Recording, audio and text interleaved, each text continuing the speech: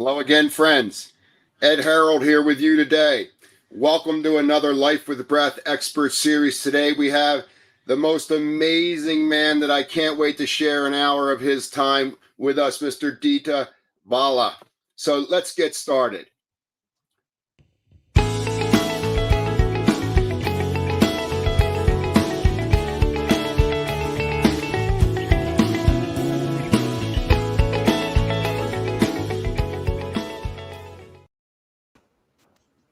Hello again, friends.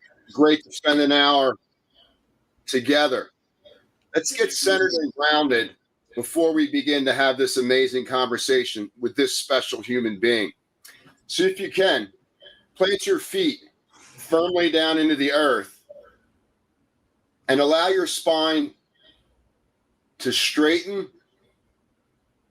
Close your eyes if you can. Relax your jaw and tongue.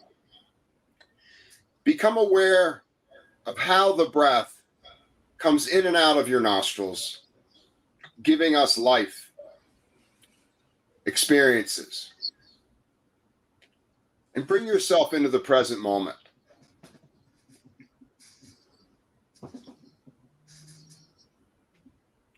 Begin to breathe a little bit slower. And on the inhale, gently notice your ability to let your ribs lift away from your hips while you inhale. And how does that make you feel?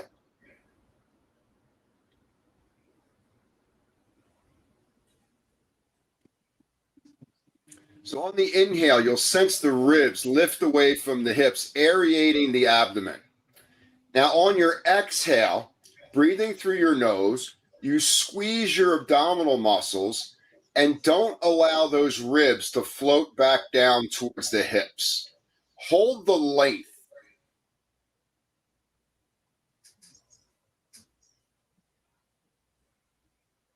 And as you begin to breathe slower, and we secrete relaxation, neurochemistry, allow there to be a brief pause after the inhale is complete and after the exhale is complete.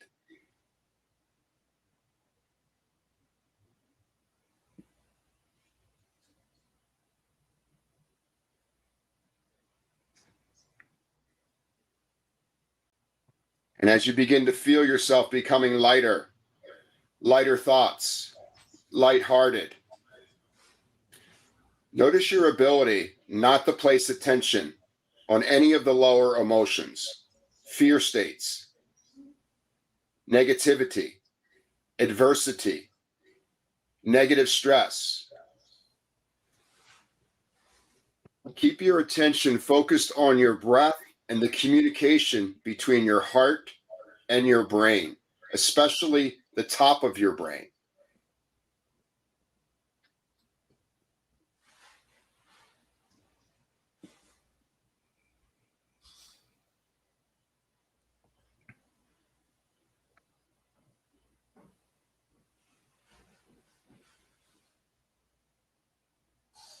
And when the breath is held in, if you want to feel a little bit more, squeeze your abdominal muscles.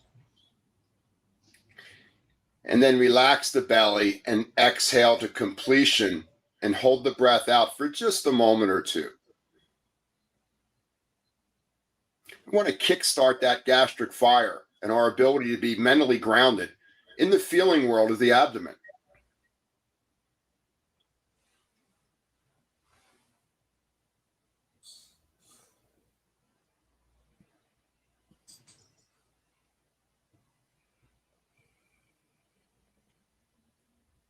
Just another 30 seconds or so. And just imagine everything in your life is happening for your benefit. It's happening for your growth, for more peace, more abundance, healthier relationships, and a greater sense of self in the human experience in 2021.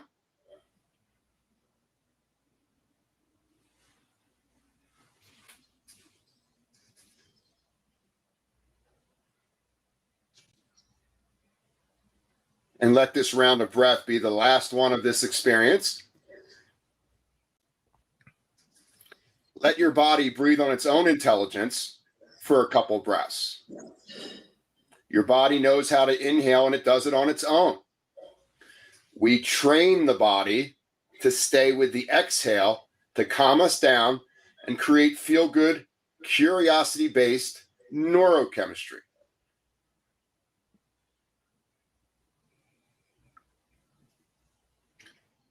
And let's break the sound barrier. We'll take a deep breath in through the nose and we'll exhale out through the mouth with a sigh, and then we can begin.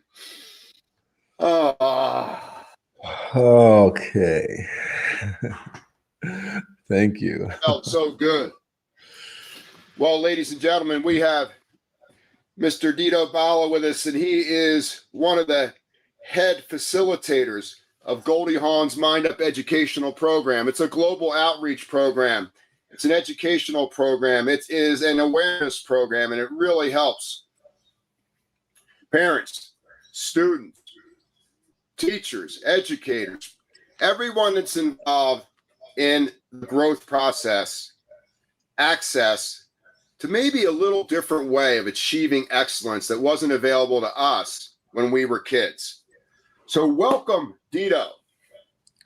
Thank you so much, Coach. I appreciate having you, and I appreciate that exercise that we did because I am now self-regulated. I hope everybody at home who's watching also felt that because I felt it. Yeah, you know, the great part about the breathing is it works every time we try it. It does. It's very reliable. Just trust the process and do it. You feel better after. Yeah, you know, the nose knows. It's pretty intelligent in how it works with the brain and how it works with the body to keep us present. The information it gives us is huge in regard to how we read the moment, the choices that we make, and how we show up in the present moment. Yeah, first of all, I've never heard that. The nose knows. I'm stealing it. That's it. That's it. We're going to make bumper stickers. That's it. The nose knows. And absolutely, the connection, your body knows and your body tells you. All you have to do is pay attention and listen. And how amazing that everything we just did was done with the tools that we have within. We didn't have to go outside to grab anything. It was all from here. I love it. Yeah, I think that's one of the great parts about the breath is that there's a simplicity to it. And it has the ability to hold us in abeyance away from complexity. And it can keep things simple. And it really allows us to build more self-confidence, self-esteem, self-correct on the fly, all the little things that sometimes aren't available to us when there's higher levels of stress in our life. Yeah, and one thing that I always think about is the fact that you do have it everywhere you go. I mean, I personally have some tools that I can use at home in the morning when I want to practice mindfulness or breathing or gratitude, or in the evening before going to bed. However, if I happen to be in my car or before a stressful meeting or conversation or something happens suddenly and I just don't have anything to reach out to, all I have to think about is inhale, exhale. I have it here, so let me use it. Yeah, that's beautiful. Hey, listen, where did you get that beautiful accent? So my accent is from Cameroon, which is geographically in West Africa. So my first language is French, and I moved to the US in 2008 for school. So the accent you hear is a whole lot of education in French until I was about 22, and then living in the US and studying and working in English from that age until now. I find it very soothing. It's very comforting. Hey, I take it. If it adds with the mindfulness, I'm not going to be upset with that. So speaking of mindfulness and MindUp, you know, for folks who are out there that might not be familiar with Goldie Hawn's MindUp program, can you describe a little bit how you support educators and students globally? Absolutely. So MindUp is our social and emotional learning program, but really it's a program based around the belief that every single child in the world has the tools and can understand how their emotions work, how stress works in their brain, and how to self-regulate them. So if kids all around the world can have a sense of agency and a sense of control, then they can make better decisions. Then they can have a better relationships with themselves and with others. So from that principle, we have an entire curriculum and a toolbox of resources that we share with teachers and parents and school leaders and educators all around the world, so they can understand that the power, like we said, is within, and they have the tools to bring these practices to kids as young as kids who are 5 years old. So that's essentially what MindUp is and does around the world. So this is really cutting edge material, educational material. What's your role in regard? I know you're an educator, but I think it's more than that. What's your role in MindUp? So I've had a few roles, but currently I'm the director of educational innovation and global partnerships. So what that means is that, seeing as I'm aware of the power of understanding your brain, mindful awareness, positive psychology, it is important for me that everybody has access to it. So that means that if we work with a school that is in China, it should be the same as if you work with a school that is in Milwaukee, or a school that happens to be somewhere in Toronto, Canada. So my part of my role is, how do I take the tools that we have, our curriculum, and package that in a way where I can train all those educators, meet them where they're at, to make sure they understand the tools, and then they can work with the students. And the innovation part, as you can see, what happened with COVID is we had to innovate and find a way to still bring the message to people through Zoom, through Microsoft Teams, and just through the internet in general. So I've spent a lot of time innovating around how do we use technology to continue to spread the importance of emotional intelligence. So that's one part of what I do. The other part of what I do is I'm in charge of those global relationships, and also kind of on a national level, whether it be with schools or with organizations that are like-minded that want to bring mindfulness all around the world. We are currently working with Romania, for example, with a goal of hopefully being in every single Romanian school one day. So we are starting a partnership where we're trying to bring those tools there as well, because as long as you have a brain and as long as you have a breath, you can benefit from understanding how those tools work and how you can use them to your benefit. So that's part of what I do, amongst other things. Well, this is very exciting. It's very exciting that we're giving our youth options in regard to, when I was growing up, a very linear structured educational system, which it worked for the majority of the folks, but there was still a large group of folks that apparently that seemed to get left behind. They maybe didn't have the best operating left prefrontal cortex, where it's a lot of memorization and repetition, and you were tested, and that was kind of the whole judgment of whether you were proficient in the public school system in America, where I went. And when I look at what MindUp is offering, it seems to be a complete mind-body package in regard to educating the youth. Would that be a correct assumption? It would be, and I'll take you back to my first or second year teaching. I was a high school teacher in Miami, and I work with students who show up to my class, and I'm trying to teach them writing and English, creative writing. And I just noticed that every morning when they step inside my classroom, I can just feel that there's something in them that makes them feel a little tight, a little stuck. And no matter what I try to teach, I can feel that they're not receiving it. And so instead of pushing forward and saying I have to achieve these goals and keep this pace of teaching objectives, I figured that there was something about how they feel when they are in my classroom that I wanted to change. So I therefore focused on, okay, how can I take 5 minutes every single day when my students come in class before I teach any content?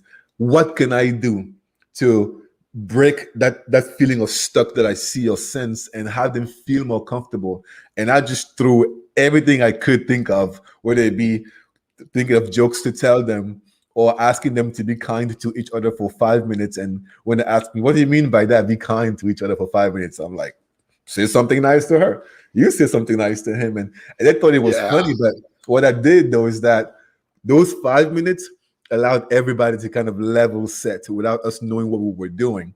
And by the time we were done with that and we start looking at the content, then everybody's where they need to be. So it goes back to your point about the education system in a way where the focus in that class to me was not specifically forget everything about these kids and who they are outside of my classroom to focus on teaching the objective. In fact, I did the opposite. I want to know about them holistically. Who are they outside of my classroom, within my classroom, and how can I tap into that to make them feel like they can just be? And the more they can be, the more they can learn. Well, I really love that explanation and that sense of belonging, that sense that we're in this together, that sense that no one gets left behind in the MindUp program, and everyone can play.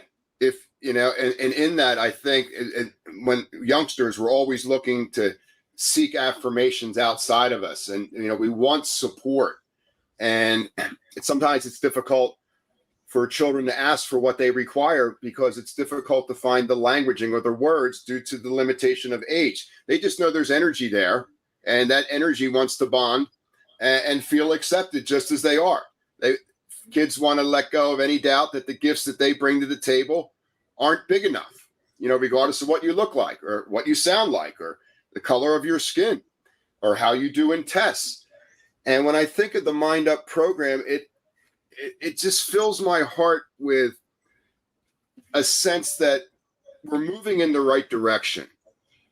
Does that make sense? Yeah, we are. And you touched on something key to MindUp, which is our very first lesson now is on building community. And the reason why we wanted to be intentional about that is that, as any educator knows, before you go into the content, you need to create a space in the classroom where your students feel like they have that unequivocal "I got your back" feeling with each other and with their teacher. They need to feel like it is okay to learn through mistakes, which, by the way, is one of the best ways to learn, is to make mistakes comfortably, knowing that you can learn from that. Is to create a space where they can feel like it's okay to be vulnerable. So once you create that space, right, that's the first lesson in the MindUp. Then you can go into learning about your brain and how your brain works. And I recommend that for anybody teaching anything or anybody trying to establish a relationship with kids, because when they know that they have that safety around you or in your classroom or in any other environment they are with you, then they're all allowed to not know how to ask the question, but just share whatever is inside because they know it's going to be okay. They aren't going to be punished for not being perfect. They aren't going to be mocked for not having the right answer. They will be encouraged to just show up as they are. And in this environment, we've got each other's back and we celebrate learning through mistakes. That's how we start with MindUp. And then we go into how does your brain works. That is so exciting. As you spoke, it reminds me of how I do my work. And when I meet people, adults or children across platforms, when I first get with people, the first thing I try to do is try to bond with them emotionally and try to provide a backdrop where we can have trust, where we're not here to play games, but we're here to trust each other. And if we can bond emotionally and we can find a sense of where we can be together, the learning seems to happen organically and naturally from the inside out.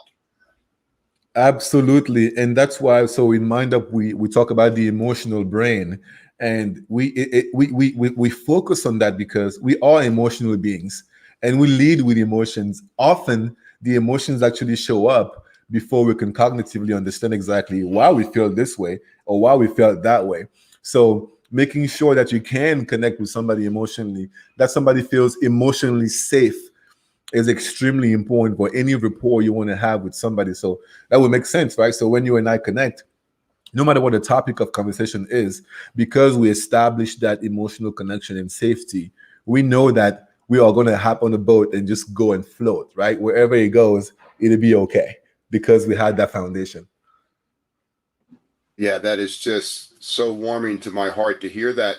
When we have that sense that we belong, or this is a safe space, or all feelings are welcomed, the parts of the brain that allow us to separate or become aggressive or defensive. You look at the amygdala and some of the areas around the lower part of the brain, we begin to basically shrink them in size so that in that point of safety, there's much more curiosity and the availability to wire neurons for learning rather than any type of the old aggressive or defensiveness, or I need to hang on to this attachment.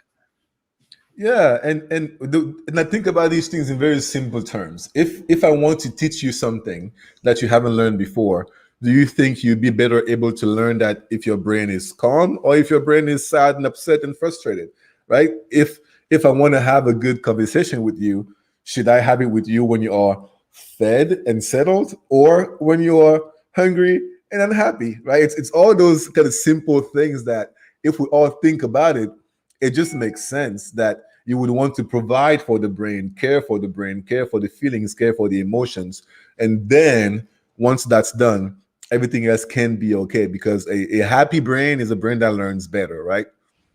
Right. And we want to feel like, we can get that information from the brain when we require it. And it takes a little bit of discipline. It takes a little bit of how do I learn? What is the easiest way? How do I learn as a person? And it might be different than my neighbor. And then giving folks the opportunity to tap into various different learning models. Bravo, my friend. Thank you. You sound just like a teacher, Ed. I think on some level, all of us, are in that teacher-student mode in every relationship that we're in our life from birth to death. And I just think it's really important that we honor where we've been in the educational model, what the opportunity is now, and you look at MindUp and the various protocols that you have, and what's the trajectory of that in the future. So our goal, so we just rebranded from MindUp simply to MindUp for Life. And MindUp for Life is a very interesting and important rebranding because we used to be a program focused only on schools. But when I say only on schools, it included training teachers and school leaders, but also working with parents because we know that in order to really reach the kids, we need to also have an impact, a way to help the parents continue to use the same language, the same tools. But as we become MindUp for Life, we are still mostly focused in schools. However, we're adding a few sections to the MindUp brand. So, for example, we now have MindUp for adults. So, what that means is whether or not you are an educator, as an adult, your own self-care is extremely important. So, on our online portal, we have resources for adults. We now have MindUp for families, so that even if your kid is not going to a school that has the MindUp program, you can access some resources there that you can use at home as a family. But we're even thinking bigger than that. We're thinking about branching into MindUp for sports and exploring there as well. Because again, once you understand the importance of self-regulation, the way in which a student may be stressed because they have a test today is similar to the way in which a kid at home may be stressed because mom said, get your homework done and clean your room before I get home. And mom is almost home and they haven't done that yet, which is the same way that before a gymnast who has practiced the routine on 3, 2, 1, go might be stressed about how to actually make sure they execute, which is the same way in which when before you start a football game, you feel like you're getting a little anxious. So once you can see that through line, you realize that the tools that we're teaching can be used anywhere. So that's why we have rebranded to MindUp for Life, and we are trying to take it all around the world. I think that's wonderful. And having a conscious awareness around the sensitivity that we care about how we're showing up in the moment. And I'd like to do well in this classroom, in this sporting event, in this relationship, and really looking at that sensitivity or that energy, that little knot you feel in your belly before you're going to do something in a performance or whatever it may be, knowing that that's an alarm that just simply tells you that you really care about how this is going to unfold and you will hit the mark. it doesn't mean that you're not going to make the mark. Yes, it's all about that interpretation, right? You can get the signal and take it one way or the other. And the what I always say is, what is the story that serves you well? Right? So when you get a little nod, if the story is, I am nervous, I am not ready, and we know that you find what you seek, you are going to focus on that negativity bias. But if the story is, that's the excitement that reminds me that I'm about to do something important and I'm about to do it well because I'm prepared. That story serves you well, and it is true. So it's all about those interpretations as well. Being the author of our story, I think, is one of the great things that you bring to the table. You know, we're going to learn our lessons here on earth various different ways. But I think one of the hardest ways to continue to learn lessons is through the lens of fear or insecurity, or you're not good enough because it didn't work out a month ago, or whatever it may be. It's so much easier to learn our lessons through the fact that every moment of your life, you're doing the best you can. And if you could do better, you would have. And giving yourself the compassion that it just takes so much courage every day sometimes just to get out of bed and go through your hygiene and get out there into the field, and just honoring the simplicity of that. And that ties into our lesson on gratitude. And when we teach about gratitude, we make it clear to people, adults and kids alike, that you don't need to wait for a huge achievement or a big promotion, the best news ever, before you feel gratitude. Gratitude is something you feel for getting up in the morning. If you're able to put your hand on your heart and feel it beat, that right there is already enough to be grateful for. And if you start there and look at it that way, we are very, very grateful to already be alive. And there's so much about getting up, being here, doing the simple things you do every single day that I think we should already be grateful for and appreciate ourselves for being able to do. Well said. Well said. And you know what? When there is issues around performance, you know, it's always up here. It's never right here. This organ is not afraid. It is your best friend.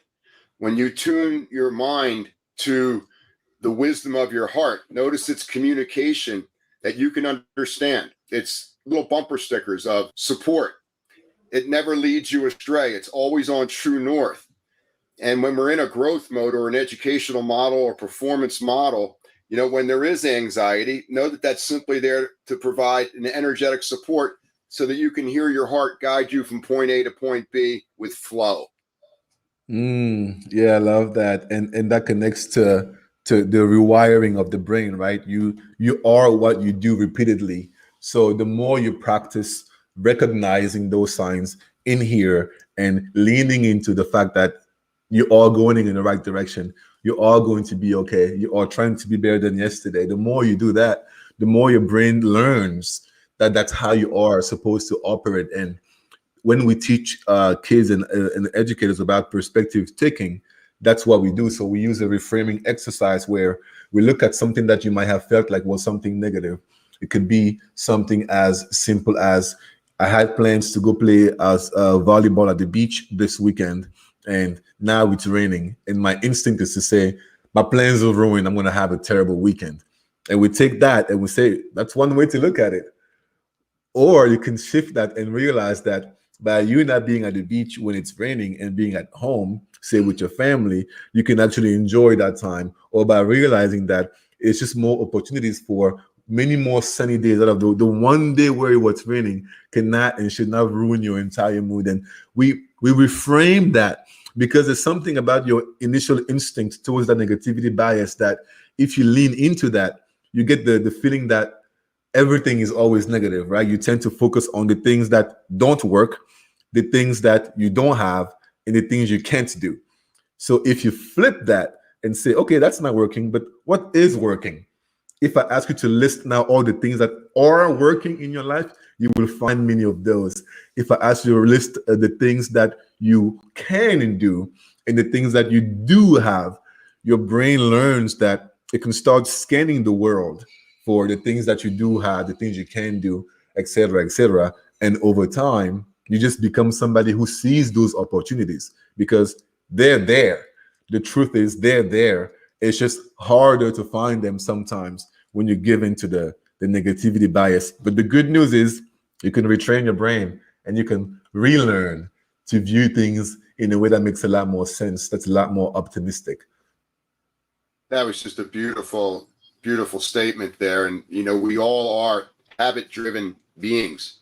We can rewire the brain, we can rewire our heart, we can rewire our emotions. But in the MindUp program, you're getting at children between the ages of 5 and 12 when the foundational bedrock of how we're showing up in the moment and how we fit into the puzzle of life is being constructed in our mind's ear and eye. And these old subconscious memories that occur to us during our growth years between 5 and 12, we carry these imprints around with us like a badge of honor. And I know that when we get stressed, even as adults, and we lose that mooring to be able to reason with the moment, and we're in this reactionary, high heart rate, shallow breathing, amygdala response, you'll notice that we're responding from a deficit that occurred somewhere in our life where we felt we didn't fit in between 5 and 12. Wow, that's very interesting.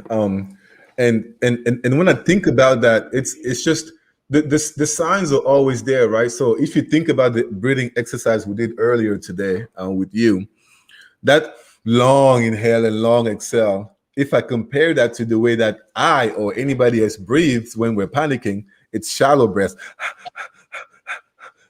It's quite the opposite. And when you realize something that simple, you can then shift from the natural kind of reaction to stress, which you're not talking about, kind of which comes from being a young kid, to intentionally shifting. Because at one point in the exercise, you guided us to let the breathing happen naturally. So we teach young kids from a really, really young age, there's a difference. Your body knows how to breathe, but there's the intentional mindful breathing. And to go back to when I started my career as a teacher, the first time I sat my juniors and seniors in high school and said, we're all going to breathe for 3 minutes. What do you think the reaction was? They laughed at me. They said, breathing? We already know how to breathe. What are you talking about? So it took me a little bit of time to be able to explain to them that what we're talking about here is the difference between noticing how your breathing shows up when you're stressed, when you're anxious, when you're scared, and then contrast that with this intentional breathing, and then your body can tell you the difference. So kids as young as 5, 6, 7, they can see that difference. And then something else that I find really cool when kids learn what happens in their brain is kids realize that there's nothing wrong with them. And one more thing that we have done as adults in the education system and sometimes as parents is we've made kids feel that their quote unquote bad behaviors make them be bad. And I know this because after I've taught kids about the brain, they've often come to me and say, so that means I'm not bad. And I asked them to elaborate. What do you mean by that? They would say things such as, well, I often feel this way and I respond this way. I may say something mean to somebody, or I may throw something. I may feel like avoiding a conflict. And when I do that, people around me, usually adults, say that I'm bad. But now that I've learned about how my nervous system works, about my amygdala, which is responding in fight, flight, freeze when it senses danger, whether it be a perceived or a real danger, now I know that was just my amygdala responding to perceived stress. It was not me as a whole being bad. And there's something very powerful and empowering about realizing that there's nothing wrong with me. My brain just works the way it's supposed to work. And if I can learn how to leverage and control that, I'm going to be just okay. Well said. The body inhales on its own. In other words, you can hold your breath out as long as you want. but eventually the pressure is going to build and your body will inhale on its own.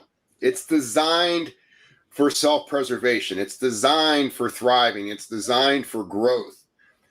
The exhale is a little bit different. And when we think about the exhale and we think about levels of unhealthy stress or chronic disease that's taken place over a period of time where we've lost that ability to insulate ourselves from less than fully integrated emotions, we can learn a lot around how people feel about themselves by the length of their exhale and their ability to self-regulate, their ability to adapt to different environments or different subjective or objective states. And just having folks have the awareness that when they're exhaling through their nose longer than their inhale through their nose, that the lower brain or the aggressive brain, how they're choosing to show up in the present moment. When the exhale gets shorter than the inhale, the amygdala senses that we are in danger. It thinks that there is threat, even though there isn't any physical threat of damage or danger or damage. It's a thought, and unconscious thoughts can have the ability to trigger us in the states of fight, flight, or freeze. So just being aware of that slower inhale and what that does to our heart rate, our blood pressure, and stabilizes the mind and the brain for that present moment. But the real magic happens on lengthening that exhale and unwiring or rewiring parts of the brain that sometimes separate us from the greatest parts of ourself. Yeah, that's just beautifully said, and that reminds me of when we work with people let's say students who are scared of speaking in public. And public speaking is one of the scariest things like in the world, even for adults. And I remember working with students in high school who were so scared of giving presentations in front of people that they would literally freeze, right? And they would not understand why that was happening to them. They would say, "Mr. Balla, I spent the entire last week, the entire night practicing and getting ready for this. I am ready, I promise you. But for some reason, I just can't say anything." And I would tell them, "That's normal. Let me teach you something." So the part of your brain that you would need to access to remember how to present, to answer the questions, that part of your brain, because of this perceived danger, you don't have access to it in the same way. So the shallow breath that I'm seeing, the sweating, the not being able to say anything, all that is an indication that your brain is perceiving danger. And really, it is scary to stand up in front of 30 people, 40, 50 people and try to give a speech on something important. So that simple breathing practice of inhale and slow, long, and control exhale would slowly, just in a couple of minutes, calm the nervous system, and the student can observe their own body. They can see how they go from being this way and clenched to relaxed, and right away they can see how something happens in their brain where the notes they wrote last night, the questions they prepared for and they had forgotten about, all that starts to come back online, and then they are able to present. So it's like magic, but the way you just explained that there with that long exhale makes a lot of sense. Yeah, so if you're in a situation where you're with students, the less breaths per minute is a wonderful way to keep the heart rate down so there's no threat of danger. And then we can turn on the learning centers of the brain and we can absorb that information into every molecule of our body and have it on hold when we will be required to regurgitate that information. So it's kind of all connected on some level. And that leads me to MindUp's mindfulness program. And, when I was a kid in school, back when the pyramids were being built, there wasn't any mention of mindfulness. It was always empty your mind, get out of the way, or be aggressive. It was always be the top dog. That was, all you wanted to be. And now we have this thing called mindfulness. And I think that we could make a distinction between mindfulness for children and mindfulness for adults. When we have a rich, full experience of decades of life, and we get introduced to the Eastern arts of mindfulness that was brought to America by John Kabat-Zinn in the early 70s at MIT, the foundation of mindfulness for adults might be simply focus your breath and empty your mind of what doesn't need to be there right now. But in children, there's a different platform because they haven't had as many experiences as adults, and it's fresh, fertile ground. How does MindUp tackle the mindfulness great phenomena that's available to us? That's a really good question. I'm glad you asked it. And we actually teach mindfulness the same way to children and to adults. And I explained to you why it makes sense. So the idea is that mindfulness is two things specifically. Think about the practice of being present in a moment and aware of that moment, whatever that means, right? So if being present in the moment and aware means listening to you, making eye contact, that's that. If it means focusing on breathing, that's that. So being present here, aware of the moment. And then two, be non-judgmental.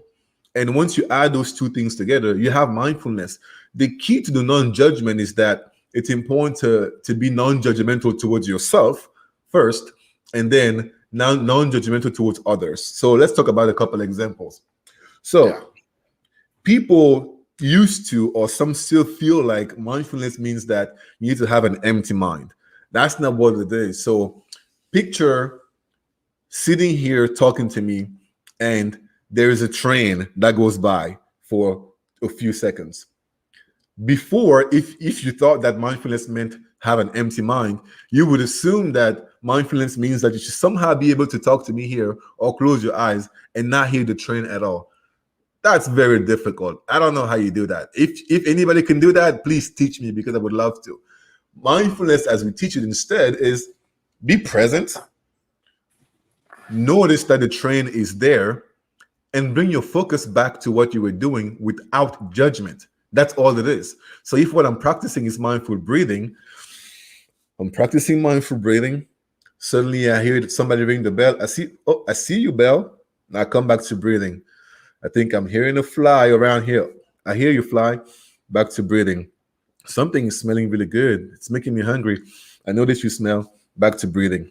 So it's all about noticing. I don't judge the fact that I smell something delicious. I don't judge the fact that I'm hearing noise. I don't judge the fact that I'm distracted. So that's why during our core practice, our brain break, we remind people that if your mind is wandering and you are distracted, that's okay.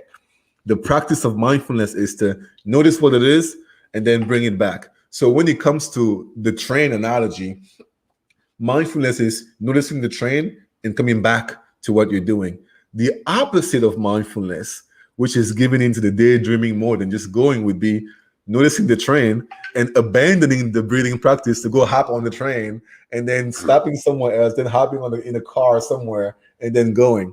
But as long as you notice and you come back, you are practicing mindfulness. And the more you do that, the more you teach your brain to practice being in a situation where you don't control what's being done around you, but you control your ability to be here now, notice what's happening, not judge, come back, notice, don't judge, come back. That's how we teach mindfulness to kids and to adults. That's very well said. Very well. And it's wonderful that you allow all the sense organs to be involved in the process of allowing the mind to be the mind. The mind's job is to create thought. We don't need to censor thought and have bad thought, good thought. It's all potentiality of excellence. And when we can use all of our sense organs and be fully alive, connected to our breath, that's pretty much as good as it gets. It is. And what we all know it, the second you start fighting with thought, what do you think is going to happen? the thought gets bigger and bigger. Yeah, of course. It's like when you write the do not touch sign or something, or say fresh paint. We all feel like, oh, I got to touch that to make sure. So if you, there's an analogy I love to use too, is to, like, if you water the weeds are going to grow, right? Just like notice them, let them be, and spend more time watering the flowers so they can grow. But as the weeds are there, just notice them, accept them for what they are, and then move on to what you were doing. I love that. I love that analogy. The weeds and the flowers. You know, everybody wants to plant new seeds and new flowers in the garden, but nobody wants to go in and pull the weeds. And the weeds are the greatest parasitic energy water drainer of the whole garden. So it's really interesting when we can get ourselves centered and we can lower our heart rate and we can allow the mind be the mind. And our intention is simply to be present with the breath. The weeds will naturally shrink organically in size on their own and eventually disappear. I'm telling you, you are a teacher. This is so that right there. So that could have been the beginning of our lesson on perspective taking and positive psychology, because that what you just explained there is the same as being like focusing on what the behavior you want to see as opposed to the one you don't want to see. So, for example, if you are a parent and you have a child at home trying to get your attention, mom, dad, and you don't pay attention, and then when they see something on the table and they push it and it drops on the ground, and then you give them attention, what you just taught that brain is that the way to get attention is by doing things like this. The same thing happens in class. If I ask everybody to stand up, Really?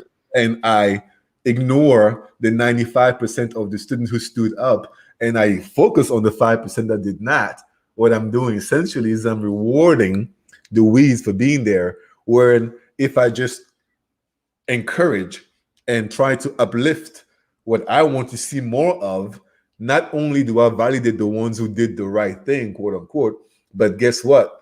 That 5% that did not is going to want that as well. And over time, they will get there. That's so well. That was a great example.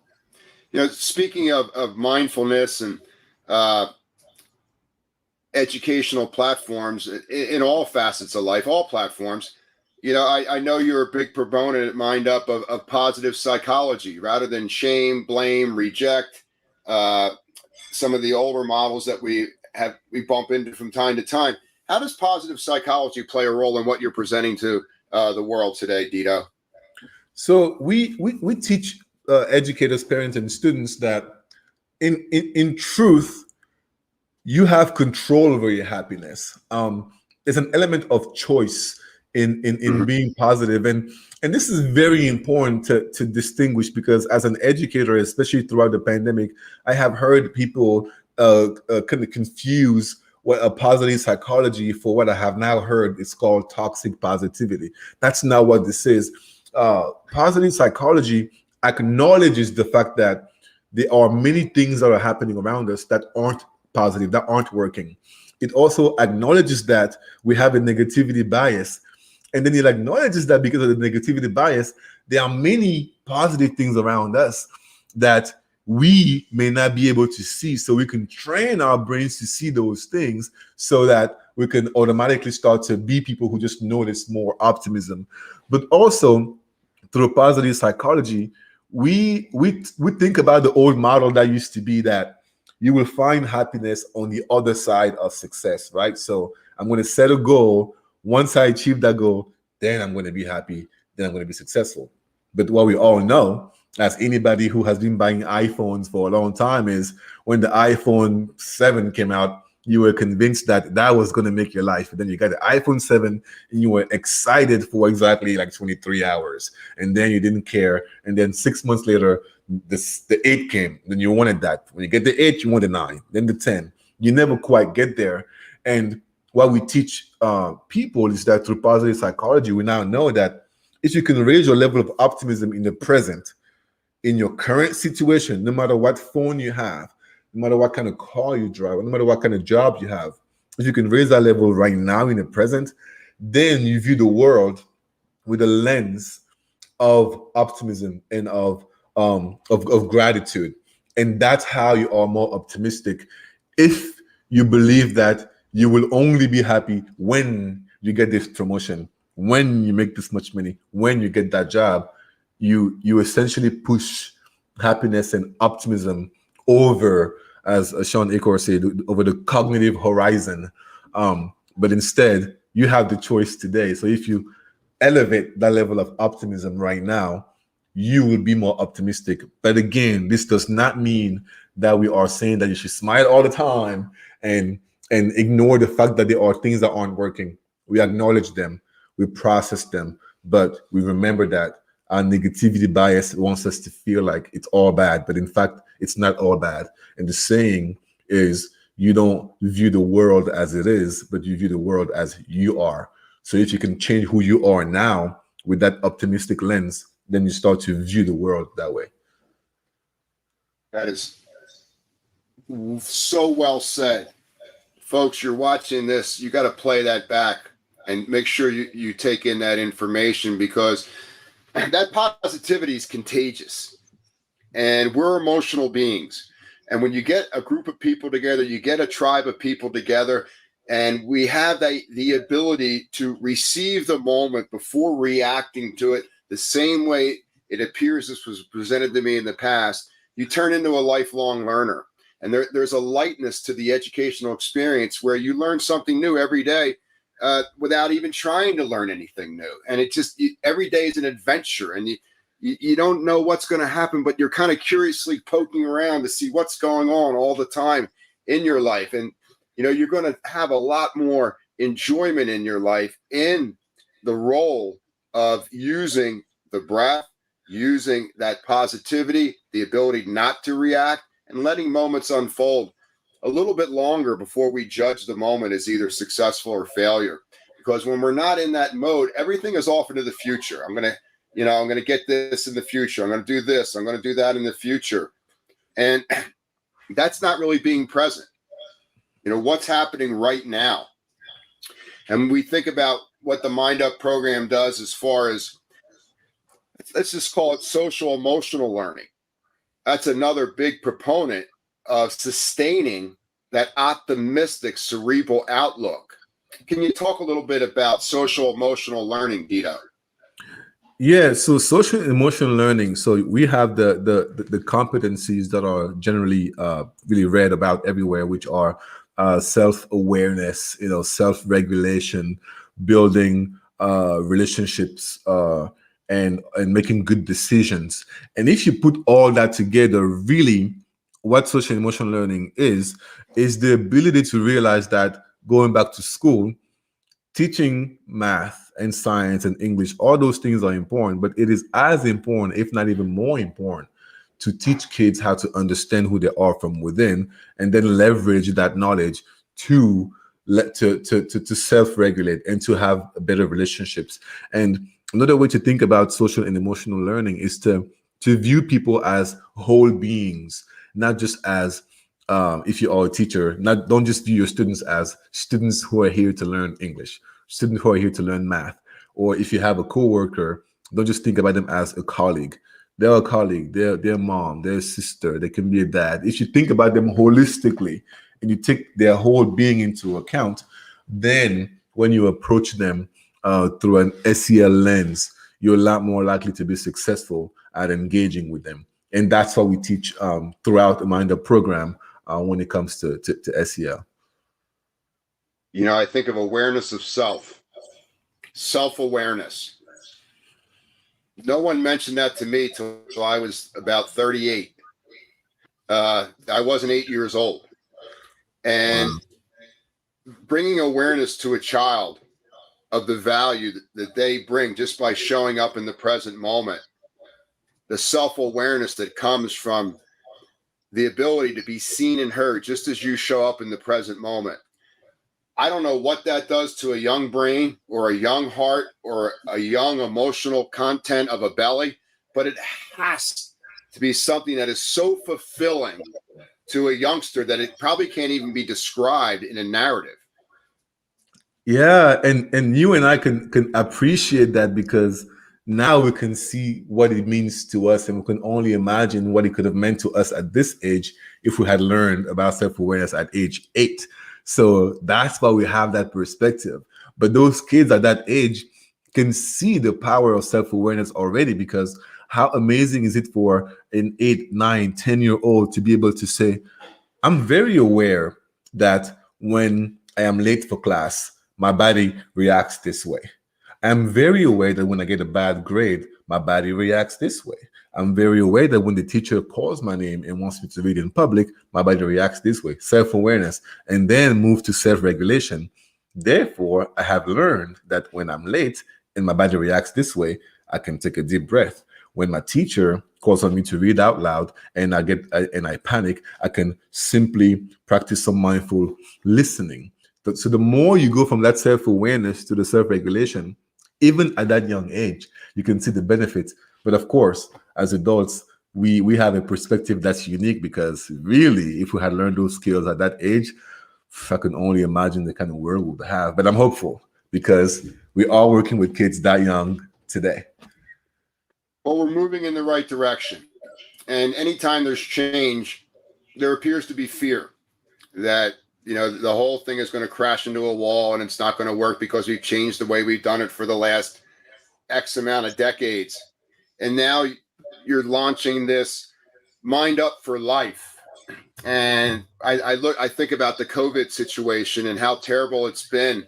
But then I find these little needle in the haystacks, these little slivers of light that have come from a disaster like this. And we find MindUp for life, and we have the technology where your curriculum and all of your tools are being brought out to everyone, regardless of where they are on the earth. And you can see that there always is a little light inside all of the shadows. Absolutely. Couldn't have said it better. And what COVID taught us is that we can be afraid of change all we want, but we don't control it. It shows up when it wants, and it will show up.